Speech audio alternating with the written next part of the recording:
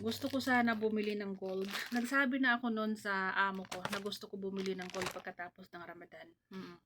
Umuo naman siya.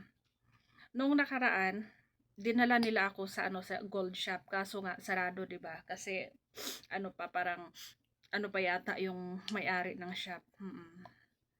Tapos ngayon, nahiya akong magsabi ulit. So, gusto ko sana bumili kasi ang alam ko pagkatapos ng Ramadan katulad nito, medyo mababa yung presyo ng gold. Oo, kaso mo awkward na magsabi ulit sa amo.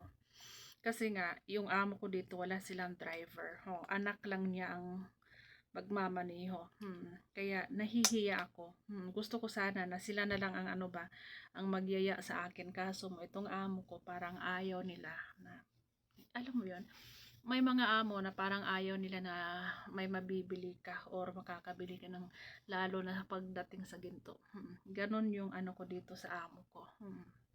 Kaya pero bibili pa rin ako.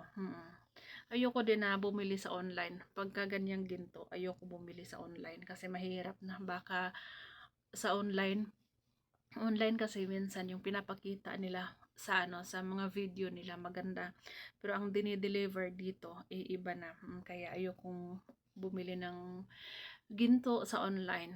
Pero sasabihin ko rin sa amo ko na bibili ako para samahan nila ako, pero hintayin ko muna ng mga ilang linggo. Ang presyo kasi ng gold, taas baba, hindi natin alam kung kailan tataas, kailan bababa.